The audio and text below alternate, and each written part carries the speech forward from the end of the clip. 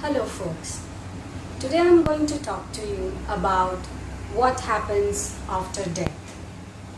Now I know this is a really esoteric topic and there is a lot of debate about what really happens. Some people believe in something, others believe in different things. According to different religions, people have different beliefs. It depends on how people view God or how people view life, and similarly they form an opinion about what happens after death. And because death is so unknown, like someone who is here on earth suddenly dies and then we lose this person, we never get to see this person again. There is always an element of fear and an element of something to be avoided.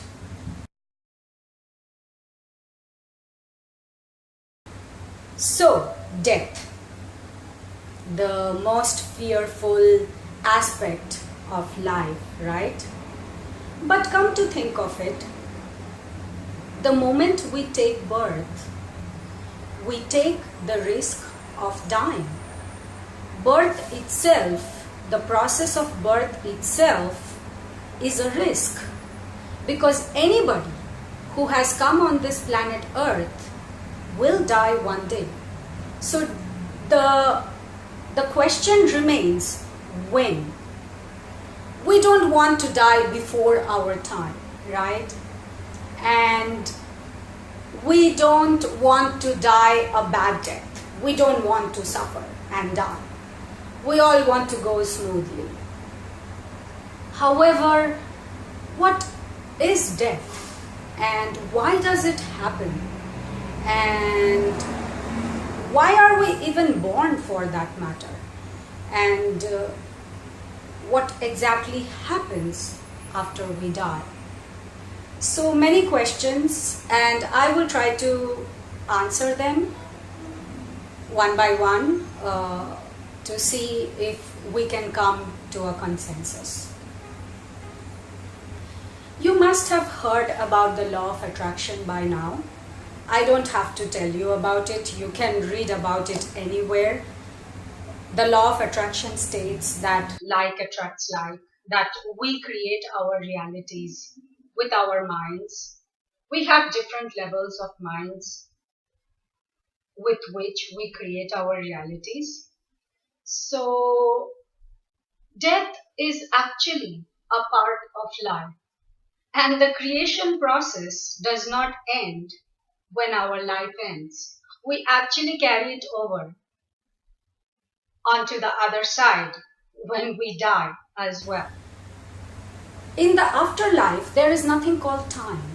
So, time is an illusion which exists here on planet Earth. So, after we die, we actually go through a few steps. However, in the afterlife, all those steps happen at the same time, in the same instant, because time doesn't exist. So, let me first explain the steps to you, what exactly happens after death, immediately after death, and later after death.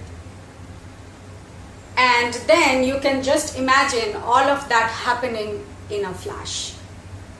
The first stage of death is for us to come to know, finally, big thunderstorm outside.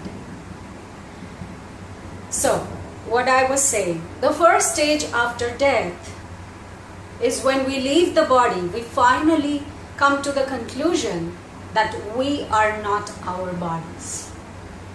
And this is a great revelation, because most people here on earth are so much into this physical reality that they never even think there is an aspect of us which is outside of the body. So the first stage of death, the moment you die, which also a lot of people experience at accident venues, or when people are in coma, or people hallucinating. They leave their bodies. While we are alive, we call that kind of phenomena astral travel. But at death, it's the final leaving of the body, and we leave the body, and we can actually have like a bird's eye view. We are just above the body, floating, and we can even look at our bodies and finally realize that we are not our bodies. This is the first stage of death, when we actually dissociate from this physical body. Now, the moment we realize that we are not inside our bodies, that we are probably dead, what happens is our minds come in place.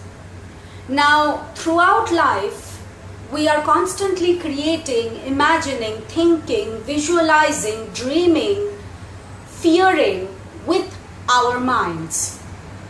And it is not anything different on the other side. So the moment we realize that we have died or we are not in our bodies, we immediately go into the mind. Oh my God, I'm dead. And it's like we create in life with our minds, and we create at death as well the immediate next steps with our minds. I will explain how, because it seems strange, but it is very real. Now, you know that here on life, most of our reality is a reflection of our beliefs. The beliefs that are held inside our subconscious minds or our conscious minds. So let's say when you were a child, you believed that when you die, there is a kind of trial process where God comes and decides if you should go to heaven or if you should go to hell. We are told a lot of stories, So exactly depending on what you believe, and that belief can change through your life lived, So at the moment of death, whatever is your belief about death, that is exactly what you will experience at the moment of death. Basically, you are experiencing the residues of your mind. So let's say you believe in Jesus. So you believe that when you die, Jesus will come and save you. So the second step of death, after you realize that you are not your body, you can actually meet Jesus, who comes there to greet you and to tell you that, hey, look, you are dead and you thought I will come and meet you, and here I am. If you don't believe in Jesus, you can meet Krishna if you believe in Krishna. Or if you don't even believe in God, you may have no experience. You may meet nothing. Or let's say you believe that you will go to hell because you did a lot of bad things. So your imagination of hell, that is exactly where you will go. You can imagine someone coming and torturing you and punishing you. Or let's say you imagine that you will go to heaven and these angels will come and save you. Then you will meet exactly those angels. Now this experience happens for you to actually dissociate from your mind and come to the conclusion that you are not even your mind. That your mind is a tool that you use when you are alive because it helps you. It helps you to navigate life. It helps you to live out your life purpose. It helps you to live the agenda that you have given yourself at a particular lifetime. So once you die, you have to dissociate from that life and you have to move on. So this is where you actually experience exactly what you believed in life, in death as well. At this point, you can even meet your loved ones. You can meet people who have died before you and people who will die after you. Because as I said, in the afterlife, there is no time. To explain time, let me use the metaphor of this book. So now, if you see this book, you have the pages in this book. When you read this book, you read it one after another, right? You read page 1, then you read page 2, then you read page 3. And your experience of this book is sequential. You read one page after another. So this is the exact experience of time that we have here on earth, where we experience time as a line.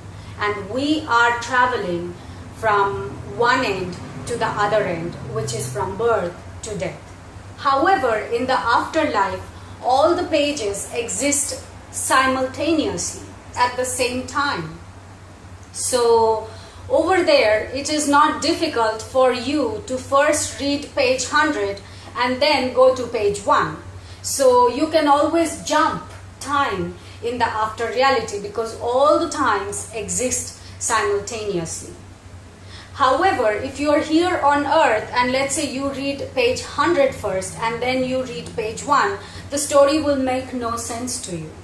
So here on earth, for the reality, for the sake of the reality that we come here to experience, we have chosen to experience time as a linear thing.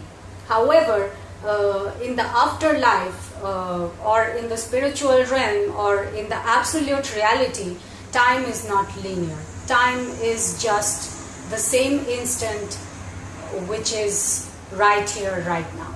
That everything is happening. The past lives, the present life, the future life.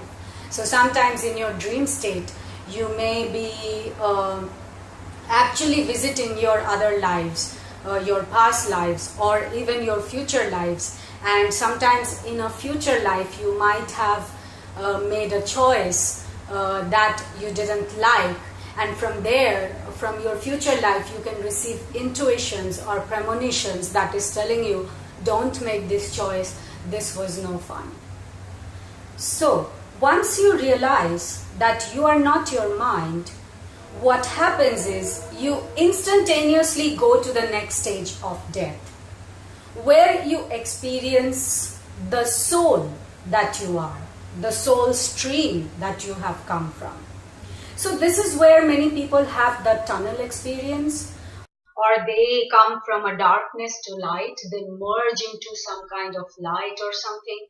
And a lot of people who have had near-death experiences or who have had visions or terminally ill patients can actually tell you about this experience more, that they go to the end of the tunnel, they meet someone who tells them it's not your time yet, and they come back. Let me explain what exactly happens here, because this is the main experience of death.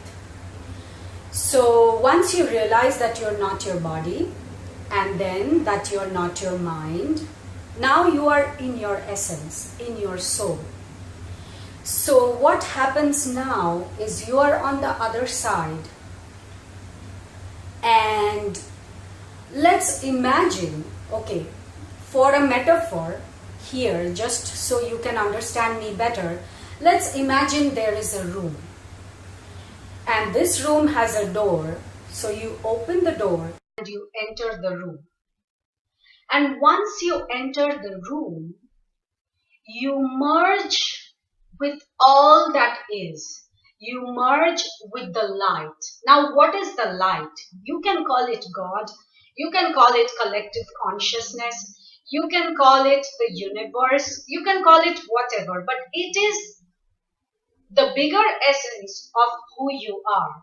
So this small essence that you are, which has just dissociated from the life you just left behind, which has just dissociated from its body and its mind, and is now in its soul, merges with this light. And this is where you experience this unconditional acceptance, this unconditional love of who you are, because you actually merge with the Creator. You experience a state of bliss. You experience a state of completion. You experience a state of unconditional approval of who you are.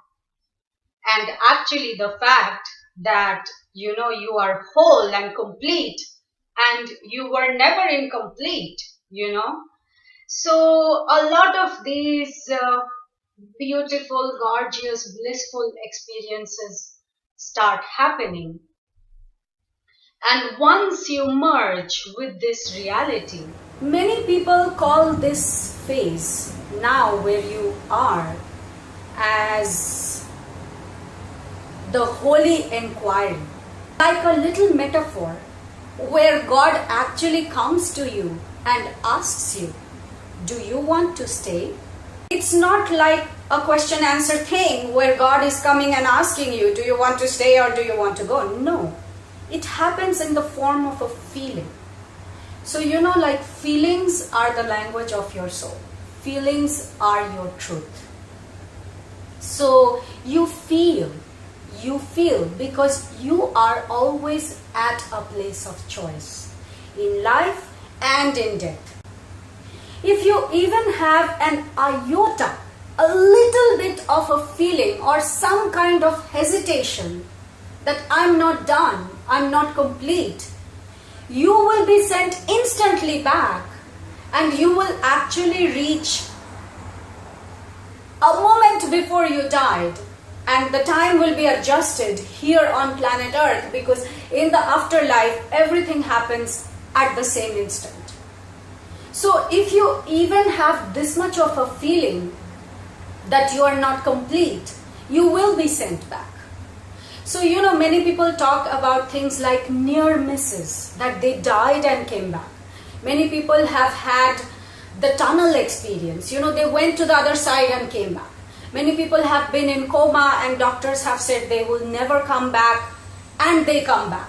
So those are the people who have decided that they are not done and they come back. Many people are faced with terminal diseases when they actually have to confront themselves, and decide if they want to move on or if there is no more room for expansion in this lifetime. That is only when that soul will choose to cross over and die. So when you are in this room, let's say you entered the room opening a door and you merged with the essence, that door is still open. So if you even feel this much that you're not done and you want to go back, you will be sent back. However, if at this point you feel like you have no more expansion in that lifetime that you have given yourself, or your agenda for that lifetime is complete, this is when you will choose to stay inside this room. And this is when the door closes and you actually cross over. This is when you die. All the things that happened before were the preliminary steps to death.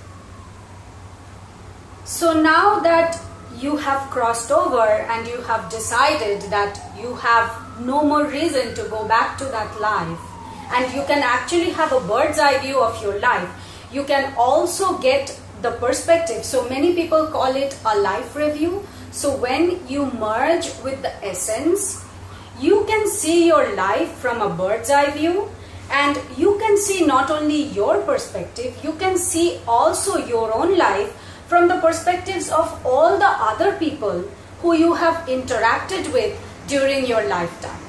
Through the perspective of your child, through the perspective of your spouse, through the perspective of your friends or neighbor, whatever. Any perspective you choose, you can see. So this is where you actually have the bigger picture. You see why you are where you are, what your life agenda was, what your life purpose was.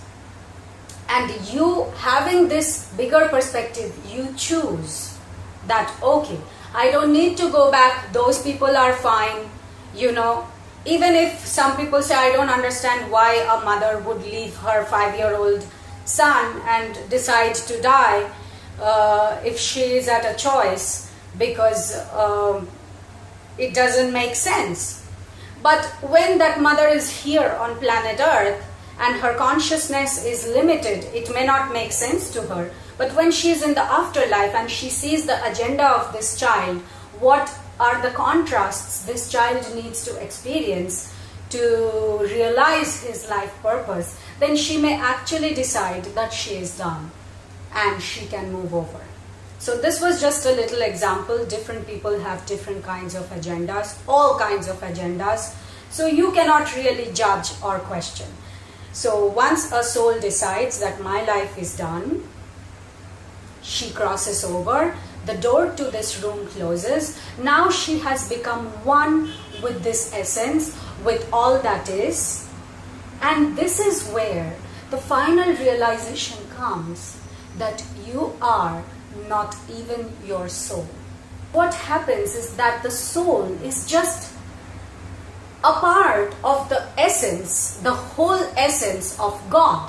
So once you merge with this, all that is, this whole consciousness, this collective consciousness, then the part of you that is your soul even merges with this bigger consciousness. You become one with God, with all that is, with the light, with whatever you think. And this is when you can actually decide to merge with other souls, with other streams of consciousness. And this is when you want to choose your next journey.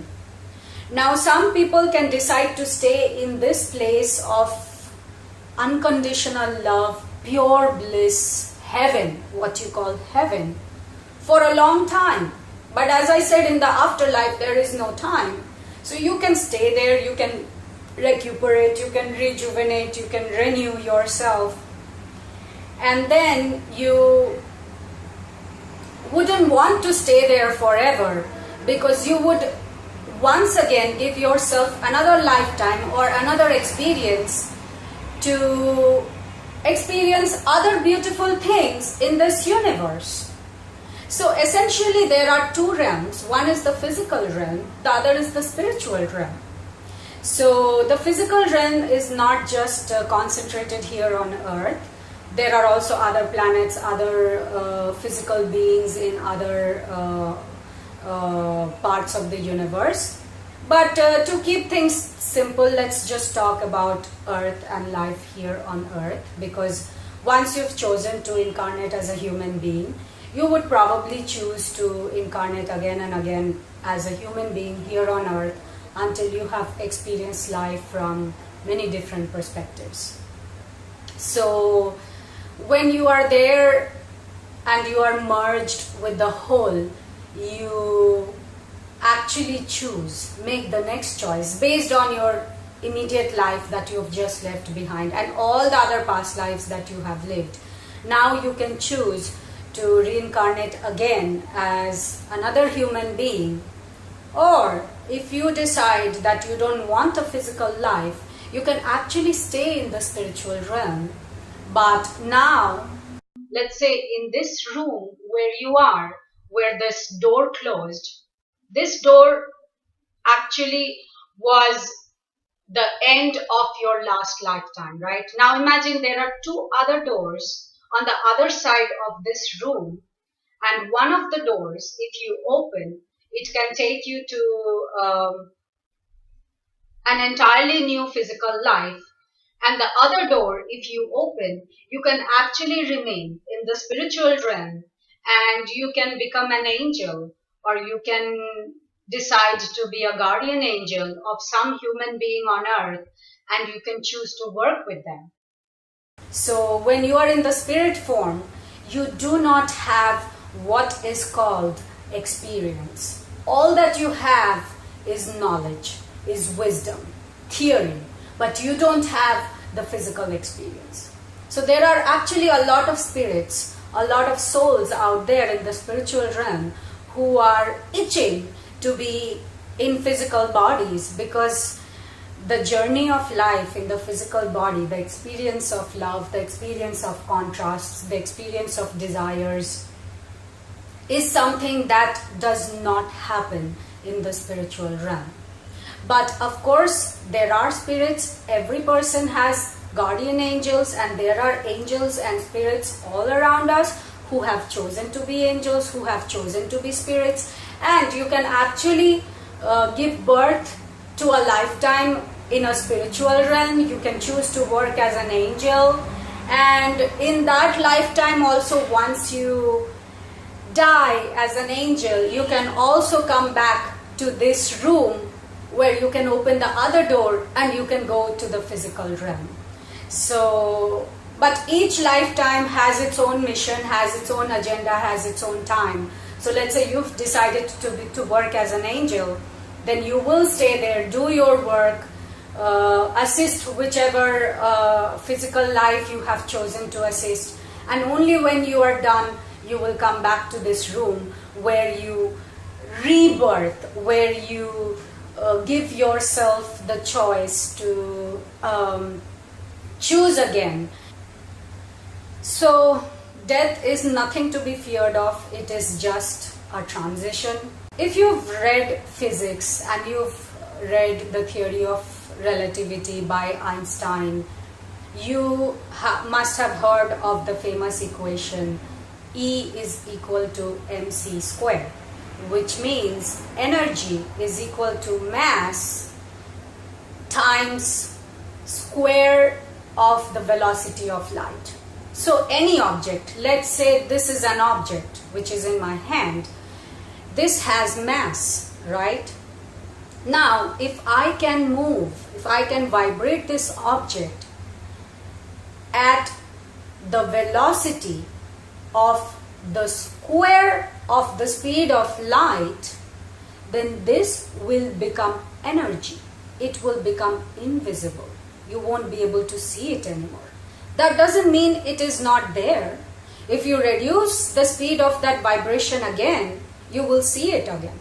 This is how, like, if you've heard of yogis who can, levitate, or who can go out of their bodies, or who can become invisible, this is how they do it.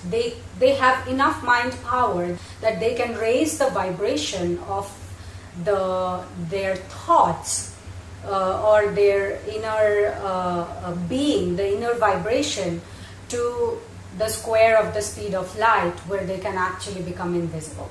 That doesn't mean they died or they disappeared. Energy can neither be created nor be destroyed.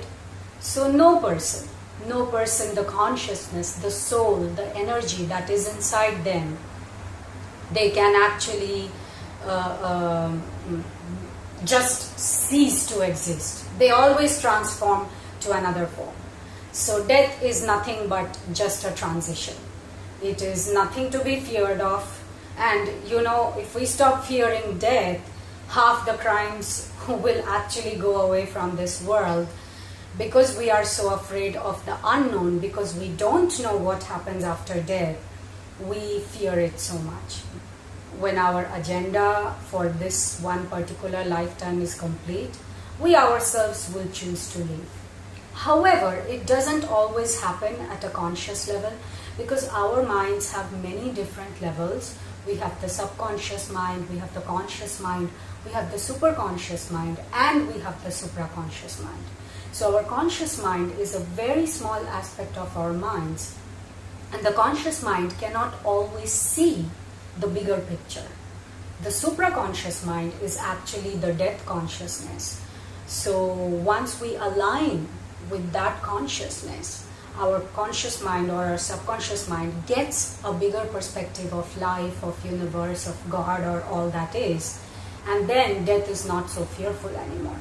You happily die because you actually choose, or you actually decide that your time in this lifetime is over. And you seek a new experience, you seek more expansion for your soul, you seek a new journey, a different journey, and that is when you move on. Now there are many agendas. Sometimes children come and they live for a very short while and they die. You may think why that child's life has been shortened, but just remember that no death happens in vain. There is always a bigger agenda that is being served when someone dies. And everybody that comes to know about that death has something to do with that agenda. Even if it means conveying a message of love or sending some kind of message to the loved ones. Like birth, when we are born, we come from the spiritual realm. Like infants, when they are born, you will see they sleep a lot because they have just come to the physical reality from the spiritual reality. So they haven't yet attuned to this physical reality. So when in their sleep state, they are always astral traveling, they are connecting with their higher selves, they are remembering their past lives. You can hear a lot of children actually behaving or thinking or telling you stories that make no sense, but if you actually listen to them, you might get useful information about their past lives. The birth process is a huge energy attunement where the spiritual comes to the physical, and the density, the vibration of that soul has to reduce to become a physical matter. Death is just the opposite. The vibration of your physical body actually goes higher, so you can attune with the spiritual realm and you can cross over and die. So I hope you have learned something about death. And just remember one thing, if there is no death and death is just a shift of consciousness, then why should we be so afraid to live? Because most people here on earth are so afraid to live, they are so afraid to die, they just exist. So if you know that there is no death, then you will only seek one thing in life, and that is an experience that gives you joy. You don't have to do things that you don't enjoy. You don't have to force yourself to do anything. All you have to do is follow your joy. Start making choices towards the very things that bring you joy, and slowly, slowly you would have attuned to your life purpose. I hope you enjoyed this video. Until next time.